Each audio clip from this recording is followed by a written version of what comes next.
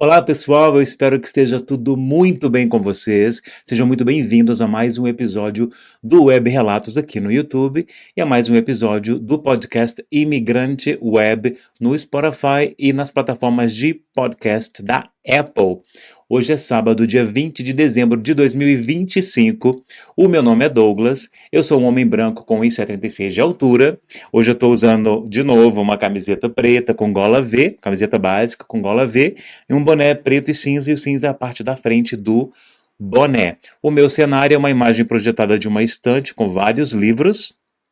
Então, a audiodescrição é para incluir pessoas que não podem ver, e assim elas poderem ter uma ideia de quem elas estão ouvindo, tá bom? Eu quero te convidar a curtir esse vídeo, a se inscrever nesse canal e também a seguir o podcast no Spotify e também a avaliar o podcast, gente, porque isso é muito importante, tá?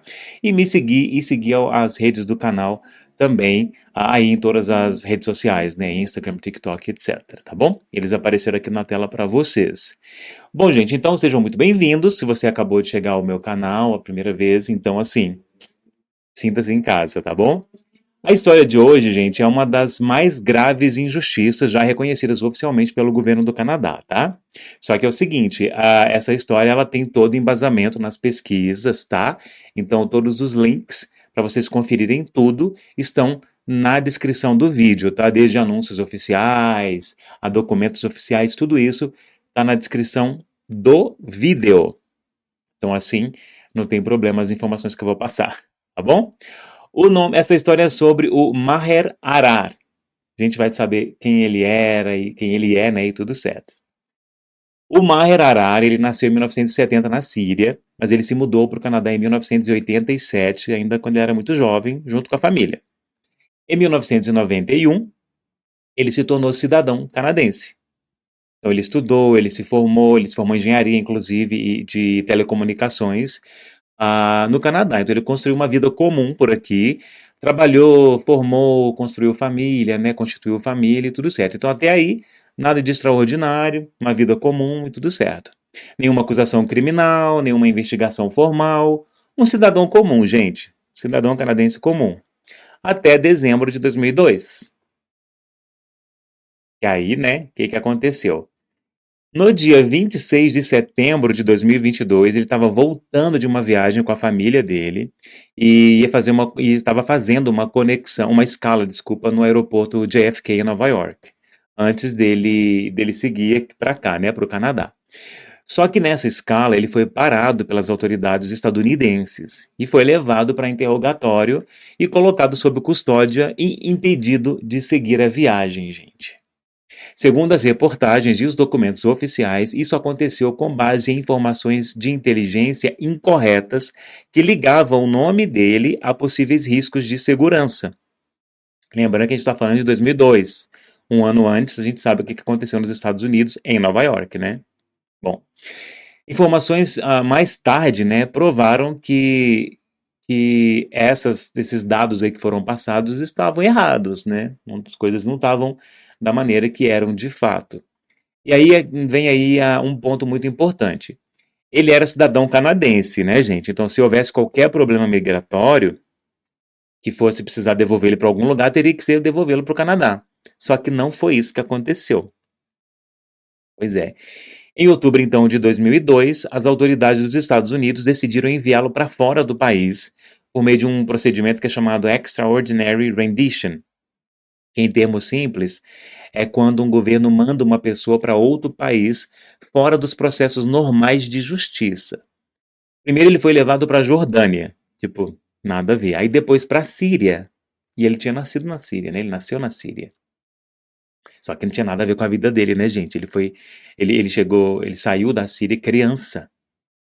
E aí entre outubro de 2002 e 5 de outubro de 2003, ou seja, um ano, ele ficou detido lá na Síria, e durante esse período ele ficou incomunicável por longos intervalos, sem acesso a advogado canadense, sem julgamento e sem acusação formal. Tipo, não tinha nada contra ele. E de acordo com as organizações internacionais de direitos humanos, aí também com a investigação oficial do governo canadense, ele foi submetido a tratamentos abusivos e coercitivos, que violam os padrões internacionais. E aí é lógico que aqui, gente, Eu troquei as palavras para o YouTube não me punir, mas eu acho que vocês entenderam o que que rolou com ele, né? Ele foi vítima de aqueles tratamentos abusivos ali, tipo para arrancar informação, essas coisas, sabe? Então eu não vou entrar em detalhes gráficos aqui, mas foi o que aconteceu. E o que importa é isso, né, gente? Ele nunca foi acusado de crime algum, nunca. Quando ele finalmente retorna ao Canadá, isso em 2003, a pressão pública começou a crescer, né? E em 2004, o governo canadense criou uma comissão pública de inquérito para investigar o caso. E essa comissão foi liderada pelo juiz Dennis O'Connor. E foram anos de investigação, foram muitas audiências, documentos, depoimentos. E aí chegou em 18 de setembro de 2006 o relatório final, né? E foi quando esse relatório foi publicado. E a conclusão era clara. As autoridades canadenses, especialmente do RCMP, que é a polícia montada do Canadá, aqui do Canadá, compartilharam informações imprecisas e não confirmadas com os Estados Unidos. Essas informações contribuíram diretamente para o que aconteceu com ele. O relatório também afirma de forma oficial que ele era inocente. Pois é. Ou seja, passaram informação erradas do cara para um governo de um país que estava em pânico depois do que tinha acontecido lá em setembro do ano anterior. Então a gente imagina a confusão que não virou a vida do Maher. Pois é, poucos meses depois, em 26 de janeiro de 2007, uma coisa muito rara aconteceu, tá, gente? Foi quando o primeiro-ministro do Canadá, o Stephen Harper, fez um pedido oficial de desculpas públicas para ele, né, para o Maher Ará e a sua família. O governo canadense reconheceu o erro e anunciou, gente, uma compensação financeira de 10 milhões e meio de dólares canadenses, além dos custos legais, dos custos processuais. 10 milhões e meio de dólares. E tudo isso, gente, está registrado em documentos oficiais do governo do Canadá, tá? Isso aí foi o que aconteceu realmente. 10 milhões e meio. Uau! Pois é. Mas aí o Maher, ele também tentou buscar justiça nos Estados Unidos, né? Porque afinal de contas, o Canadá errou, mas os Estados Unidos também erraram, né? E entre 2004 e 2010, ele entrou com ações judiciais contra autoridades estadunidenses, mas os tribunais dos Estados Unidos decidiram não julgar o mérito do caso, alegando questões ligadas à saúde, à segurança, né? Saúde, à segurança nacional. Ou seja, a justificativa é que a gente estava em pânico, tipo isso, né? E em 14 de junho de 2010, a Suprema Corte dos Estados Unidos se recusou a analisar o processo. Ou seja, no Canadá o erro foi reconhecido, só que nos Estados Unidos, não.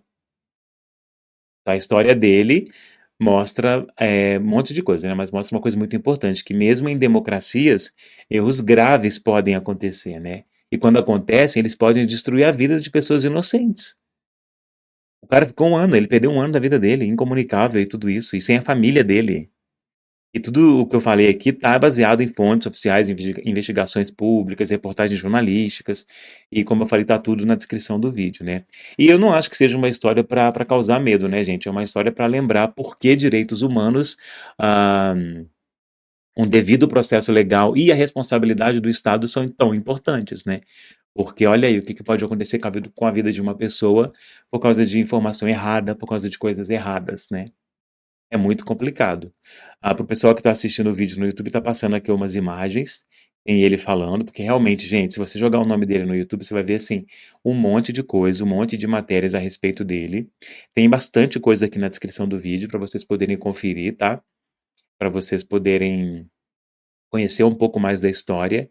E assim, né, gente, igual eu falei, a gente sabe o que aconteceu ali nos Estados Unidos no ano anterior.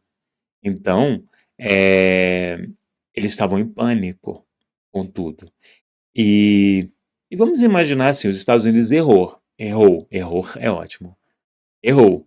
Mas aí, pelo que eu entendi da pesquisa, e eu falei aqui, tá nas pesquisas aí, nos links que vocês podem conferir, o que os Estados Unidos fez? Vamos conferir então com o país de onde ele é cidadão, o que aconteceu. Ah, tá. É porque aí, no caso, o erro dos Estados Unidos. Tá, calma. Estados Unidos viu a situação, fez o quê? Vamos falar com o governo do Canadá. O que o governo do Canadá fez? passou informação errada, que prejudicou a vida dele. Aí os Estados Unidos fizeram o quê? Vamos, então, tomar uma atitude com relação a esse cara. Só que o problema é o seguinte, aí que o erro dos Estados Unidos vem. Ele tinha que ser enviado de volta, então, para o Canadá? Não. Por um motivo, assim, que a gente não precisa entrar em mérito aqui, eles viram o local de nascimento dele, gente, porque é assim, eu sou cidadão canadense, eu tenho dupla nacionalidade. O passaporte aparece escrito assim, ó, nacionalidade, Canadian, canadense. Local de nascimento. No meu caso aparece Belo Horizonte, Brasil. Belo Horizonte, Brasil. Então, eles fizeram isso. Eles leram lá no passaporte canadense dele, local de nascimento, viu que era na Síria. E aí, movidos por alguma coisa, decidiram mandá-lo para a Síria. E, né, por que que eles fizeram isso eu não sei. Então, por isso que isso é um erro. Isso é um erro. Embora a gente está ouvindo várias histórias agora de pessoas que estão passando por coisas semelhantes, né? Sendo cidadãos estadunidenses e sendo enviadas para o país onde nasceram. E aí é complicado, né? Mas a história dele é um grande de um escândalo para o Canadá, que o Canadá reparou ali dessa maneira com grana, né? Para tentar ajudar o Marher e a família a se reestruturarem, para compensar danos em várias áreas. E ele segue no Canadá, ele faz palestras, ele segue falando com as pessoas, discursando com as pessoas a respeito desse assunto, né, para servir de alerta e realmente se viu aí de maneira para o governo prestar mais atenção no que faz e como trabalha. Então é válido. Tem imagens daqui também de Ottawa, de manifestações, né, de onde ele falou, inclusive depois que ele foi solto. Então é uma história que eu achei interessante de trazer para vocês, porque mostra quando o governo erra, né? O Canadá errou e esse erro custou 10 milhões e meio de dólares para o Canadá, mas para ele custou um ano da vida, afastado da família, de etc. Então, que bom que pelo menos a grana ele recebeu, porque para tentar reparar alguma coisa, para mim seria muito bem-vindo esse dinheiro, mas não gostaria de passar pelo que ele passou, não, porque o que ele passou na Síria é que eu troquei as palavras aqui para o YouTube não me prejudicar. Ele passou por aqueles abusos lá que a palavra começa com T-O-R, entendeu? Então é coercitivos e agressivos e violentos, aquilo que aconteceu com ele lá.